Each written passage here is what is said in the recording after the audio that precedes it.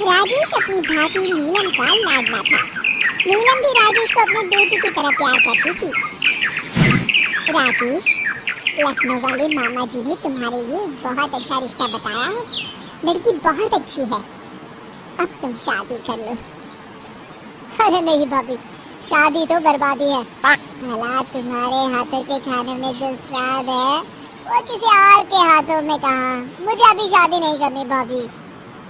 राजेश की ना नुकुर करने के बावजूद घर वाले उसकी शादी करवा देते हैं, लेकिन फिर भी राजेश अपनी भाभी का पल्लू नहीं छोड़ता। वो अपनी पत्नी को बिल्कुल तवज्जो नहीं देता था। उसके लिए उसकी पत्नी सुधा का होना ना होना बराबर था। अरे राजेश, तुम अकेले बाहर जा रहे हो, सुधा को भी लेते जाओ। अरे क्या भाभी, हफ्ते में एक दिन तो छुट्टी मिलती है और आप वो भी खराब करना चाहती हैं। सुधा बाहर जाके क्या करेगी, वो घर में ही ठीक है। वैसे मुझे देर हो रही है भाभी, चलता हूँ मैं। राजेश की इस बेरुखी से सुधा हमेशा उदास रहती थी। फिर एक दिन नीलम इस विषय को लेकर अपने पति से चर्चा करती है। सुनिए जी, राजेश को कब अकल आएगी? वो तो सुधा की बिल्कुल कदर ही नहीं करता। अब आप ही बताइए, ऐसे कैसे चलेगा? तुम ठीक कहती हो, राजेश को सही रास्ते पर लाना ही पड़ेगा। चलो मैं तुम्हें एक उपाय बताता हूँ। फिर 2 दिन के बाद नीलम बाजार से खरीदारी करके घर लौटती है। ये लीजिए माँ जी, मैं आपके लिए नई साड़ी लेकर आई हूँ। बबलू, ये तुम्हारे लिए। नीलम सबके लिए कुछ न कुछ लेकर आती है। भाभी, आप मेरे लिए कुछ नहीं लेकर आई क्या? अरे राजेश, तुम क्या समझते हो, मैंने कोई बैंक खोल रखा है या फिर घर के आंगन में पैसों का पेड़ लगा रखा है? तुम हर बात के लिए मुझसे उम्मीद क्यों रखते हो? अब बड़े हो गए हो, अच्छा कमाते हो। क्या भाभी, मैं तो बस। अरे बस भी करो, तुम्हारी ये बच्चे जैसी नासमझ बातें सुनने के लिए मेरे पास बिल्कुल वक्त नहीं है। नीलम राजेश को झड़ककर वहाँ से चली जाती है। राजेश अचानक अपनी भाभी का ये रूप देख असमंजस में पड़ जाता है। फिर एक दिन नीलम रसोई घर में खाना बना रही होती है कि तभी राजेश वहाँ आता है। भाभी, आज मैंने अपने बॉस से वादा किया है कि उनके लिए आपके हाथों का बना गाजर का हलवा लेकर आऊंगा।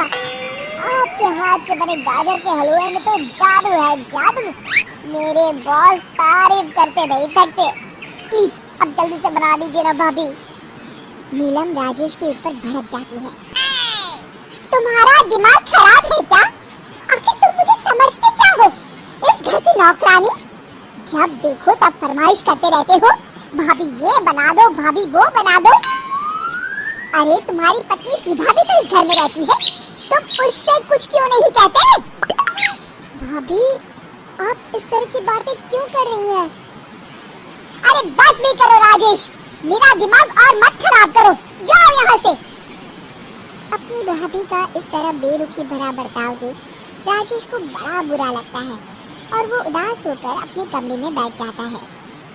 तभी उसकी पत्नी सुधा वहाँ आती है। क्या हुआ जी, आप इस तरह उदास क्यों बैठे हैं?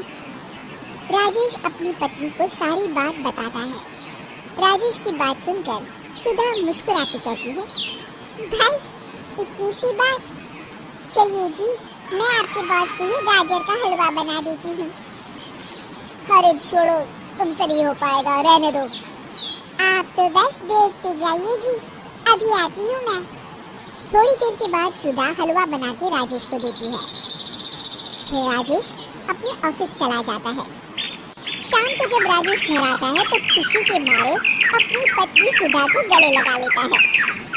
अरे वाह सुधा, तुमने तो कमाल कर दिया। सच में क्या स्वादिष्ट हलवा था। मेरे बॉस बहुत तारीफ कर रहे थे और इस हफ्ते घर आ रहे हैं तुम्हारे हाथों का खाना खाने। और इतना ही नहीं, उन्होंने मेरा प्रमोशन भी कर दिया है। सच? हाँ, मुझे माफ कर दो सुधा, आज तक मैं तुमसे गैरों की तरह पेश आता रहा। अरे ये कैसी बातें कर रहे हैं जी, मैं तो आपकी पत्नी हूँ। धीरे धीरे राजेश अपनी पत्नी के साथ पूरी तरह घुल मिल जाता है और अपना ज्यादातर समय सुधा के साथ बिताने लगता है और उसकी हर छोटी मोटी जरूरतों का ख्याल भी रखता है। ये देख राजेश के भैया और भाभी बहुत खुश होते हैं। फिर एक दिन राजेश और सुधा बाहर से घूम कर आते हैं। राजेश, सुधा के प्रति तुम अपनी जिम्मेदारी समझो, इसीलिए मैंने तुम्हारे साथ ऐसा बर्ताव किया था। अगर तुम्हें मेरी किसी बात का बुरा लगा हो तो मुझे माफ कर देना। अरे अरे भाभी, ये क्या कह रही है? मैं जानता हूँ आप तो मेरे लिए हमेशा अच्छा ही सोचेंगी। आखिर आप वर्ल्ड की बेस्ट भाभी जो है। इसे कहते हैं अंत भला तो सब भला।